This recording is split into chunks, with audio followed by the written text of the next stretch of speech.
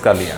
इसके बाद हमारे पास नेक्स्ट चीज़ आ जाती है प्रोटीन्स। प्रोटीन्स क्या होती हैं बच्चे? प्रोटीन्स याद रखिएगा, करें जी, प्रोटीन्स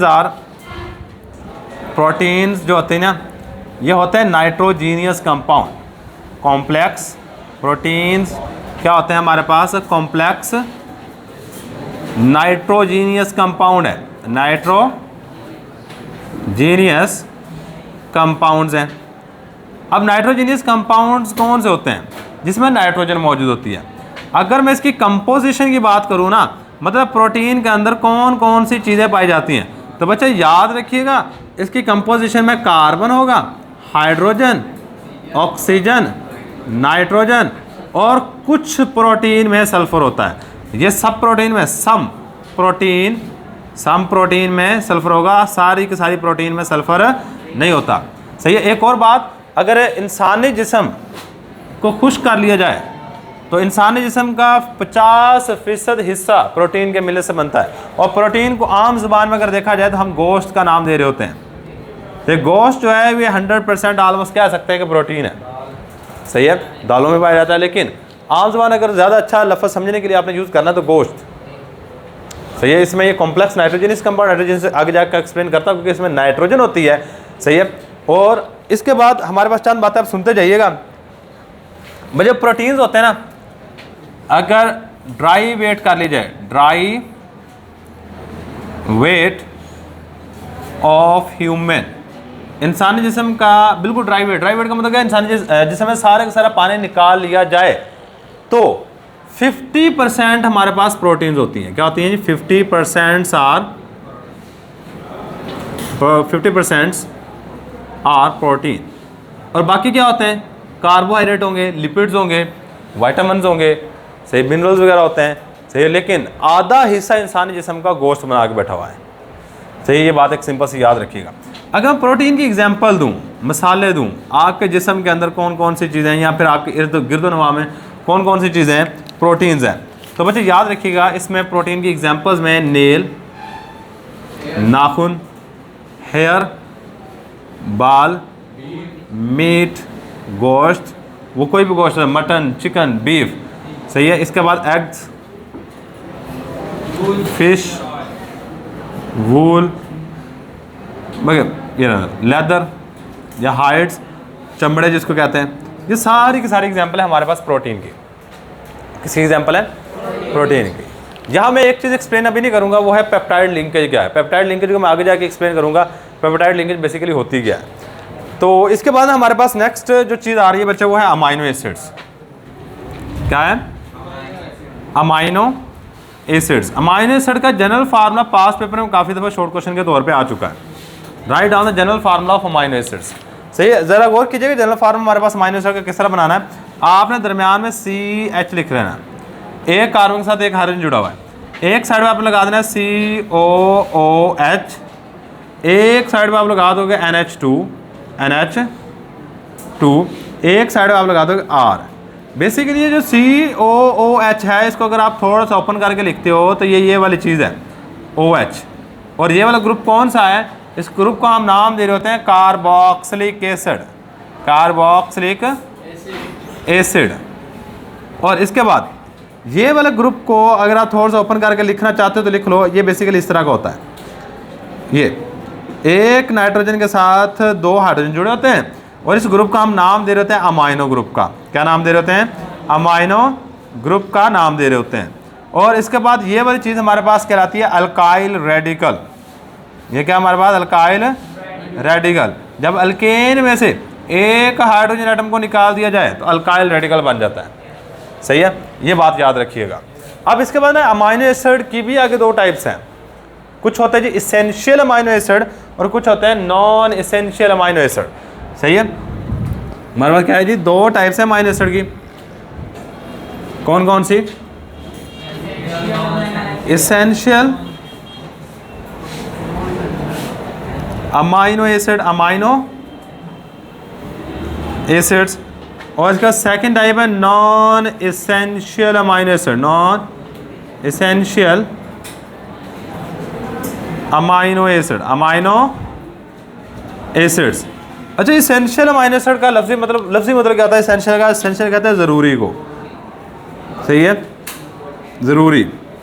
और नॉन इसेंशियल का लफ्जी मतलब होता है गैर ज़रूरी, जो चीज़ ज़रूरी ना हो। देखो हमारे जिस्म तकरीबन 20 अमीनो एसिड्स के मिलने से बनता है, जिसमें से 10 एसेंशियल हैं, 10 अब ऐसे अमीनो एसिड जो हमारा जिस्म तैयार नहीं करता वो है इसेंशियल, और ऐसे अमीनो एसिड जो हमारा जिस्म तैयार करता है वो है नॉन एसेंशियल। अब देखो जो चीज़ हमारा जिस्म तैयार कर रहा है ना, उसकी हमें ज़रूरत नहीं है, हमें खाएं ना खाएं कोई ज़रूरत नहीं, क्योंकि हमारा जिस्म खुद बना रहा है, इसलिए उसको कहते हैं ये हमारे पास नॉन एसेंशियल, जो चीज़ हमारा जिस्म तैयार करेगा। देखो एक किसान है, उसका तकरीबन 1 मुरब्बा है गंदम का, क्या वो बाहर से गंदम खरीदेगा? क्योंकि उसके पास गंदम है, सही है, लेकिन जो गरीब बंदा है जिसके पास गंदम नहीं है वो बाहर से खरीदेगा, क्योंकि उसके लिए ज़रूरी है उसने ज़िंदगी गुजारने के लिए। सेम काम यहाँ पे, जो चीज़ घर में होती है वो ज़रूरी नहीं है आपके लिए, वो नॉन एसेंशियल में आएगा। जो चीज़ हमारा जिस्म तैयार करता है वो नॉन एसेंशियल है, और जो चीज़ हमारा जिस्म तैयार नहीं करेगा वो आपको बाहर से लेनी पड़ेगी, अगर नहीं लेते तो आपको बीमारियाँ होती हैं, सही है। एसेंशियल अमीनो एसिड की तादाद कितनी है? 10 out of 20 amino acids. Amino acids are essential amino acids which, जो क्या होते हैं जी, which can not be prepared, जिसको तैयार नहीं कर सकते, प्रीपेयर्ड बाय आवर बॉडी। और 10 out of 20 amino acids are non essential amino acids which can be prepared, क्योंकि ये हमारा जिस्म खुद तैयार कर रहा है, can be prepared by our body. बच्चे जो एसेंशियल अमीनो एसिड हैं इसको आप बाहर डाइट के थ्रू लेते हो, खाना खाने के ज़रिए से। आप जो गोश्त है ना, गोश्त किसी भी चीज़ का, उसके अंदर सारे के सारे अमीनो एसिड होते हैं, सही है। तो एसेंशियल अमीनो एसिड क्या होंगे? It is taken through our diet, it is taken through our diet, ये हमारे खुराक के ज़रिए से लिए जाते हैं जी। It is not taken through our diet, it is not taken through our diet, through our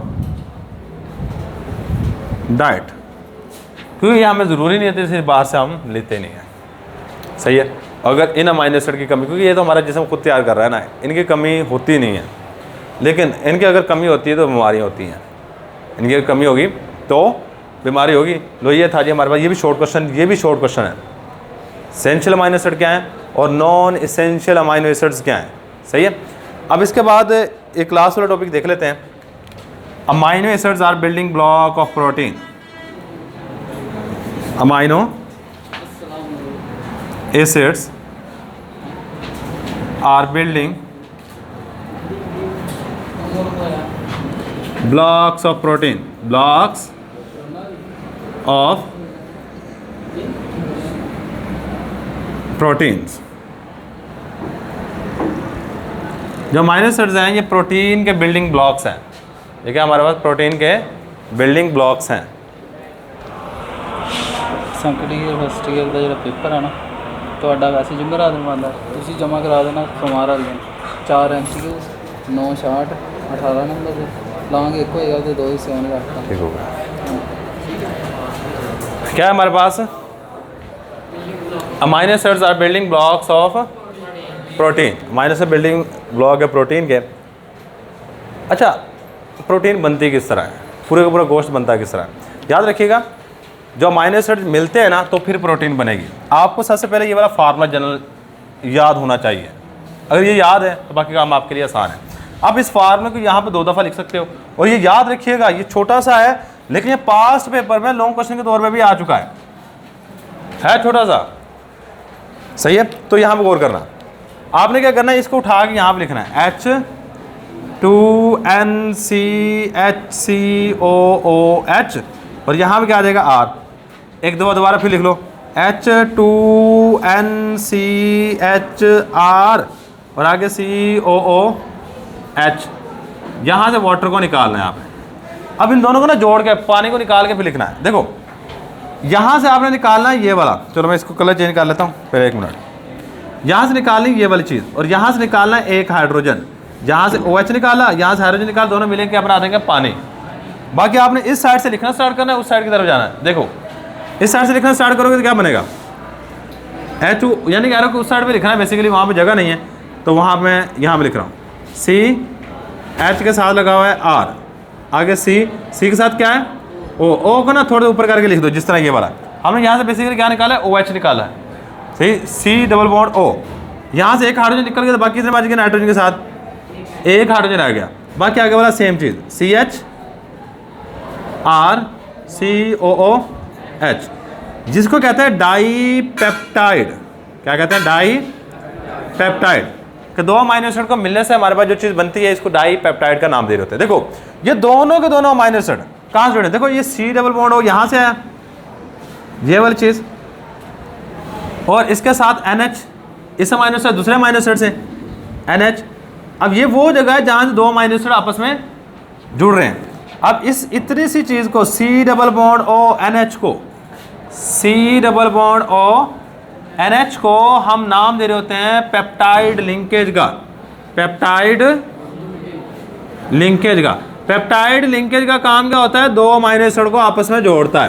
क्या करता है, कनेक्ट, जोड़ रहा होता है, connect two amino acids, two amino acids, ये दो अमाइनो एसिड्स को आपस में जोड़ रहा होता है। सही बच्चे, यहाँ पे जो बातें लिखोगे वो ये है कि एक अमाइनो एसिड के कार्बोक्सिलिक एसिड में से OH निकलता है, OH is removed from carboxylic acid of one amino acid. और इसके बाद यहां से अमाइनो ग्रुप से कौन सी चीज निकल रही है, hydrogen atom is removed from amino group. Amino group से हाइड्रोजन एटम निकल रहा होता है, सही है। और ये हाइड्रोजन एटम और OH एटम आपसे मिलकर क्या बना देते हैं, कंबाइन। ये आपसे मिलते हैं और बना देते हैं कंबाइन, और ये बना देते हैं वाटर H2O। ये बातें आपने याद रखनी है। ये था जी हमारे पास अमाइनो एसिड्स और बिल्डिंग ब्लॉक्स ऑफ प्रोटीन। और ये लॉन्ग क्वेश्चन है, दो अमाइनो एसिड को जोड़ के लिखना आना चाहिए आपको। ये पास पेपर में काफ़ी दफ़ा लॉन्ग क्वेश्चन के तौर पे आ चुका है। तो ये था जी हमारे पास आज का लेक्चर। अल्लाह हाफिज़।